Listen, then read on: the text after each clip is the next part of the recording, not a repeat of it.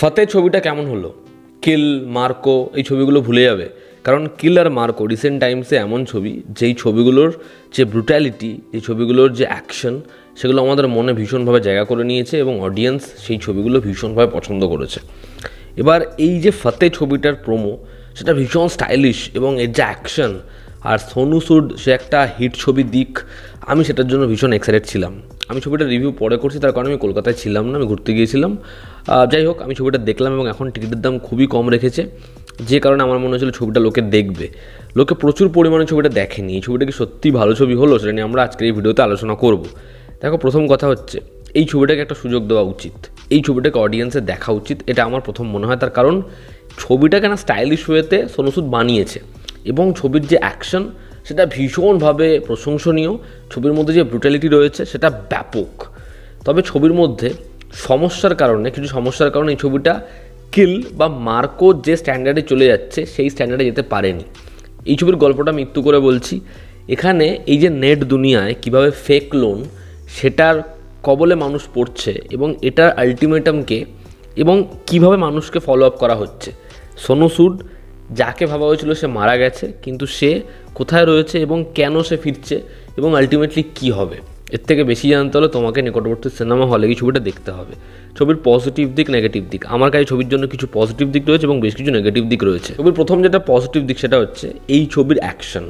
ছবিতে অ্যাকশন একটু কম রয়েছে। আমি ভেবেছিলাম এই ছবিটা ভরপুর থাকবে অ্যাকশানে, যেমন কিল এবং মার্কোতে ছিল, কিন্তু এই ছবিটা পুরোপুরি মানে ফার্স্ট টু লাস্ট অ্যাকশন তো রয়েছে, তবে প্রচুর অ্যাকশন নেই। ঠিক আছে, অ্যাকশন রয়েছে অল্প অল্প, অনেকটা ছবির মধ্যে গল্প, এবং যে গল্পের যে লাইনটা সোনু সুদ বেছেছে আমার মনে হয় সে কারণেই সমস্যাটা মূলত হয়েছে। তবে ছবিটা বিশাল বড় ছবি নয়, ছবির মধ্যে যে অ্যাকশান যে জায়গাগুলো রয়েছে তুমি মস্তি পাবে, এবং থিয়েটারের যে সিকোয়েন্সটা ওই জায়গাটা রয়েছে, প্রথমে হোটেলের যে অ্যাকশন সিকোয়েন্সটা একদম ছবির স্টার্টিংয়ে সেটা ভালো লাগে, ছবির ক্লাইম্যাক্সের যে অ্যাকশন সিকোয়েন্স ভালো লাগে, প্রত্যেকটা অ্যাকশন সিকোয়েন্স জাস্ট ব্যাপক। যেরকমভাবে সেটা টেক করা হয়েছে সেটা ভীষণ স্টাইলিশ, যেভাবে এডিট করেছে সেটা ব্যাপক, এবং অ্যাকশনটার মধ্যে রগে ব্যাপার রয়েছে, মস্তি আছে। সেকেন্ড হচ্ছে এই ছবির ব্লাডপাত, এই ছবির রনেস, যেটা ভীষণ ভীষণ ভয়াবহ। ট্রেলারটা তুমি যা দেখে তার থেকে বেশি পাবে এখানে, এবং কয়েকটা সিকোয়েন্সে, ফাইট সিকোয়েন্সে যা জিনিসপত্র দেখানো হবে, ওই পিঠ থেকে হাতুড়ি দিয়ে চেরা, বা একটা কাঠ একজনের এখানে ঢুকিয়ে দেওয়া, বা একজনকে টাঙিয়ে রাখা সেখান থেকে জ্যাকেটটা পরা, সিকোয়েন্স, ওই যে ব্রুটালিটি সেটাকে যেরকমভাবে দেখিয়েছে সেটা ভীষণ ভীষণ ইমপ্রেসিভ।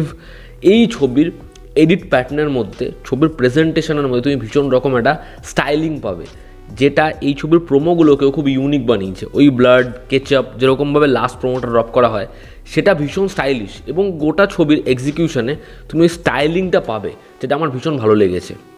এই ছবিতে সোনু সুড সে আলটিমেটাম, তার পারফরমেন্স, তার ডেডিকেশন তুমি গোটা ছবিতে দেখতে পারবে, এবং সে কিন্তু ভীষণ ভীষণ ভালো কাজ করেছে। এই ছবির সাপোর্টিং কাস্টে যারা ছিল একটা ব্যাপক নাম ছিল। আমি আশা করেছিলাম তারাও হেভি কাজ করবে, ক্যারেক্টার হেভি লেখা হবে। নাসিরুদ্দিন শাহ বলি, বিজয় রাজ বলি বা দিব্যেন্দু, প্রত্যেকের পারফরমেন্স এখানে ওকে, তার কারণ চরিত্রগুলোকে ভালো করে ডেভেলপ করা হয়নি, তবে তারা ঠিক আছে। তবে জ্যাকলিন প্যাথেটিক। এই ছবির ব্যাকগ্রাউন্ড স্কোর ডিসেন্ট, এবং ছবিতে সেরকমভাবে কোনো গান নেই। তো এই ছিল এই ছবির পজিটিভ দিক। এবার যদি ছবির নেগেটিভ দিক বলি, কেন ছবিটা কিল বা মার্কোর লেভেলে হয়নি।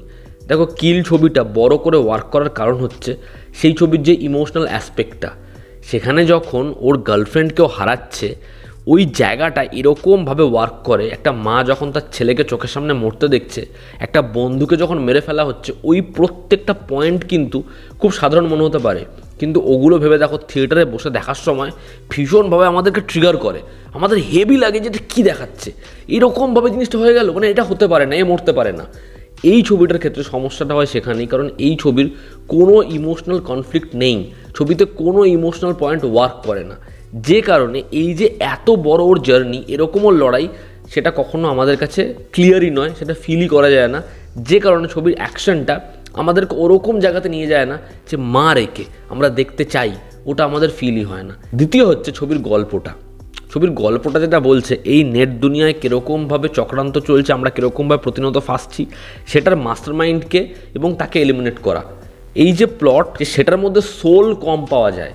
এবার যখন সেটার মধ্যে সোলের অভাব ঘটছে, এই ছবিটা কখনোই আর ওই অ্যাকশন এন্টারটেনার ঠিক দাঁড়াচ্ছে না, যে কারণে ছবিটা দেখার সময় আমার এই ছবিটায় ওর যে পার্সোনাল একটা দিক রয়েছে, ওর এই যে মেয়েটাকে খোঁজা রয়েছে, ওর এটার পিছনে এরকমভাবে পড়ে যাওয়া রয়েছে, একের পর একটা লোককেও মেরে মেরে মেরে মেরে জায়গাটায় যাচ্ছে, আমি ওই বিষয়টার সাথে কখনোই জেল করতে পারি না। তারপর হচ্ছে ছবির সেকেন্ড হাফে ছবিটা ভীষণভাবে ড্র্যাগ করে যায়, যেখানে আরও বেশি অ্যাকশন লাগতো, যেখানে আরও বেশি কম্প্যাক্ট হতে হতো, সেখানে যেন ঢিলে ছেড়েছে। সেখানে স্ক্রিন প্লেতে এই ড্রামাটাকে বেশি ফোকাসে আনতে গিয়ে, চরিত্রগুলোর মধ্যে ইকুয়েশন বোঝাতে গিয়ে, ইমোশনাল অ্যাঙ্গেলটাকে জায়গা দিতে গিয়ে সেটা এস্টাবলিশ হয়নি। এবং জ্যাকলিনের ওই ফেক অ্যাকসেন্ট, জ্যাকলিনের ওই পারফরমেন্স, এরকম একটা গুরুত্বপূর্ণ ক্যারেক্টারে জ্যাকলিনকে যেরকমভাবে দেখিয়েছে, জমেনি বিষয়টা। মিউজিকে হ্যান্স জিমারের কর্তৃত্ব রয়েছে, কিন্তু আমরা রিসেন্ট টাইমসে এই মাস মুভি দেখতে দেখতে, অ্যাকশন ফিল্ম দেখতে দেখতে আমাদের এক্সপেকটেশন এমন জায়গায় চলে গেছে যে আমরা একটা দগদগে রগরগে বিজিএম পাবো, যেটা প্রত্যেকটা মুহূর্তে আমাদের সারপ্রাইজ করবে এবং সেটাই ম্যাক্সিমাম পোর্শনে কাজ করে দেবে যে ব্যাকগ্রাউন্ড স্কোর শুনছি আর গা গরম হয়ে যাচ্ছে, গুজবাম্পস পাচ্ছি। এই ছবির ক্ষেত্রে সেটাও হয় না।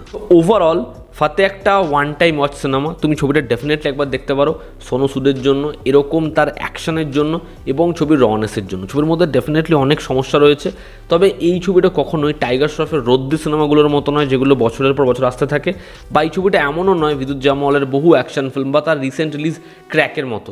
তার থেকে এই ছবিটা ডেফিনেটলি এনি ডে বেটার ছবি। তোমরা এই ছবিটা একবার অবশ্যই দেখো, যারা দেখেছো তোমাদের কেমন লেগেছে জানিও। জনতা আমাদের পাশে আছে, আবার দেখা হচ্ছে, টেক কেয়ার।